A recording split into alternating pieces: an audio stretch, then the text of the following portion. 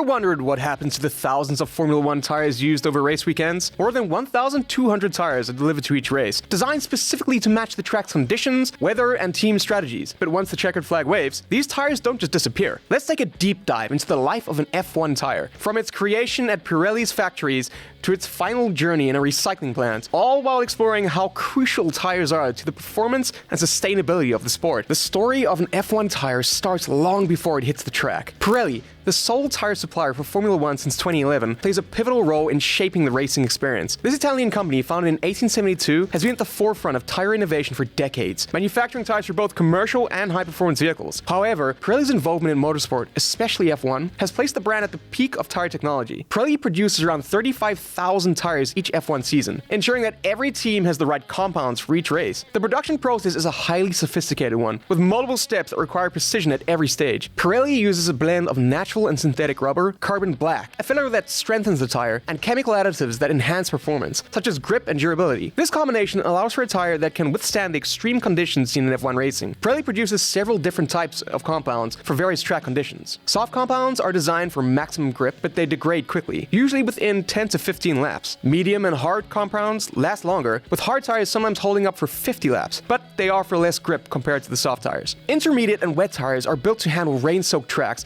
with grooves that channel water away and reduce the risk of aquaplaning. Building a tire starts with raw materials, which are mixed in giant blenders. The mixture is then extruded and shaped into the rough form of a tire, including the tread and sidewall. The tire is then cured, or heated in molds, to harden the rubber and give it the specific properties needed for F1. During curing, the tires are shaped under high pressure and heat, which locks in the compound's performance characteristics. One crucial aspect of Pirelli's design is the layered structure of the tire. Beneath the rubber tread is a complex arrangement of materials like Kevlar and polyester. These provide the strength to withstand the immense forces exerted on the tires during races. For instance, F1 cars can experience up to 5 G of force when cornering, meaning the tires need to be extremely robust to handle such stress. Pirelli's journey to becoming the exclusive tire supplier for F1 didn't happen overnight. The sport has seen various tire manufacturers over the years, with Bridgestone and Michelin being prominent players in the 2000s. However, when Bridgestone decided to withdraw from F1 after the 2010 season, it left a gap that needed to be filled. The FIA, F1's governing body, opened a tender for a new supplier, and Pirelli won the contract starting in 2011. The role of the tire supplier in F1 is critical. These tires are not just a product, but a key strategic tool for teams. Pirelli works closely with the FIA to determine how many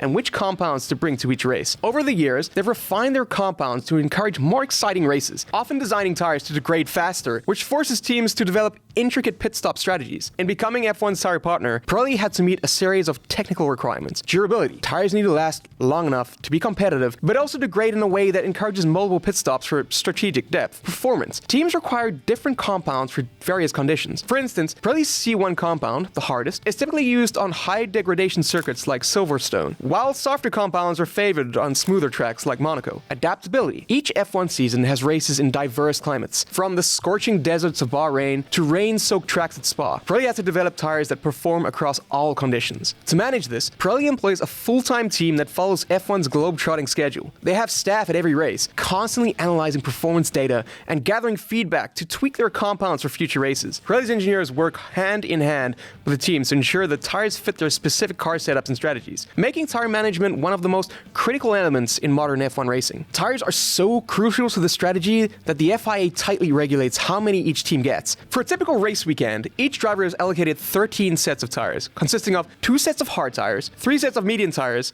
and 8 sets of soft tires. In addition, they're provided with 4 sets of wet or intermediate tires in case of rain. Teams must carefully plan how to use these tires during the weekend. Practice sessions are all about gathering data. Teams run various compounds to see how they handle different fuel loads, track conditions, and weather. This data is then used to map out their race strategy, focusing on balancing speed with tire longevity. Qualifying sessions typically see drivers opt for the softest tires, as they offer the highest level of grip, which is crucial for setting fast lap times. However, using soft tires in the race can lead to quick degradation, so teams often have to make strategic pit stops to change compounds. For instance, in the 2023 season, most teams aim for a 2-stop strategy, meaning they'll pit twice to change tires, but some try to push for a 1-stop strategy with harder tires, depending on track conditions. A typical pit stop in F1 takes around 2.5 seconds, but factoring in the time lost driving through the pit lane, usually around 20 to 25 seconds, pit stop timing becomes an art. One poorly timed stop can drop a driver down the order, while a well-executed one can lead to overtaking competitors who have older tires. During the race, tire management is crucial. Teams monitor tire pressures, temperatures, and wear using sophisticated sensor systems embedded in each tire. Drivers are constantly communicating with their engineers to relay how the tires are performing, whether they're overheating, blistering, or starting to degrade. The race engineer, who monitors live data from the tires, advises the driver when to push and when to back off. Tire wear varies greatly depending on the track. At circuits like Silverstone, which has fast, high-speed corners, the front tires take a beating. Other circuits like Monaco demand more from the rear tires due to constant braking and acceleration in tight corners. Teams carefully plan their pit stops based on how the tires are wearing and the conditions of the track. The more abrasive the surface, the quicker the tires degrade. Pirelli's data from the 2022 season shows that on abrasive tracks like Spa, the soft tires can last around 15 to 20 laps before performance drops off, while on smoother circuits like Monaco, they can stretch to 30 laps. This makes managing tire life crucial to any team strategy. An essential tool for tire management during a race is the tire blanket. These blankets preheat the tires to around 176 degrees Fahrenheit before they fit it onto the car during a pit stop. This ensures that the tires are already up to temperature when the driver leaves the pit lane, which is vital for maintaining grip and preventing accidents. Once the race ends, the tire's journey is far from over. After the checkered flag, each tire undergoes a rigorous inspection by both the teams and Pirelli. Teams inspect them for wear patterns, damage, and degradation to assess how their car's setup affect the tire performance. This information is then used to tweak setups for future races and refine strategies. But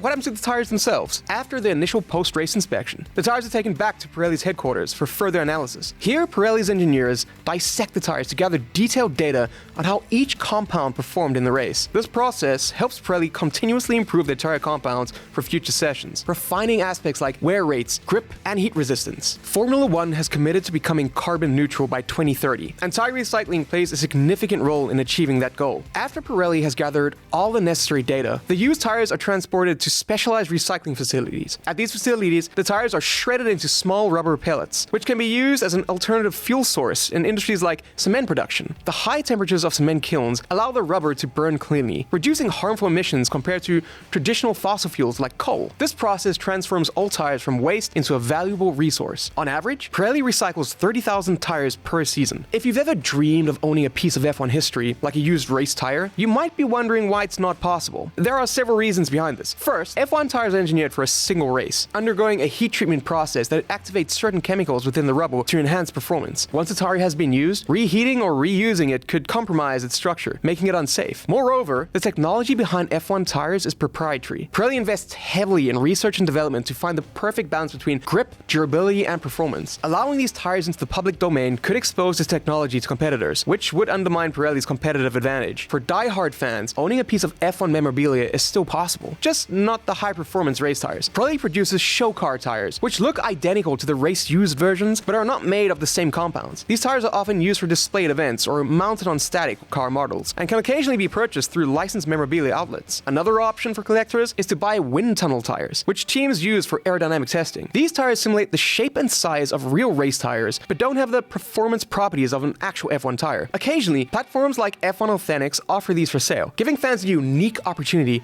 to own a part of F1 history. The life cycle of an F1 tire is an incredible journey, from its high-tech creation in Pirelli's factories to its eventual transformation into recycled rubber. These tires are more than just a means to an end. They are a critical part of the spectacle we see on the track and a key element in the sport's sustainability efforts. Pirelli's role as the exclusive tire supplier for F1 is vital, not just for the performance we see on race weekends, but also for the sport's future direction. Whether through technological innovation, sustainability, or strategic depth, F1 tires play a pivotal role in every race, affecting how teams approach each weekend and how they manage their race day strategies. So, next time you see an F1 car speeding around the track, remember, those four tires are doing a lot more than just holding the car up. They're at the heart of everything that happens. If you enjoyed this deep dive into the world of F1 tires, be sure to subscribe for more behind-the-scenes content of the inner workings of Formula One. Got any thoughts or questions? Drop them in the comments below. We'd love to hear from you. Thanks for watching, and we'll see you next time.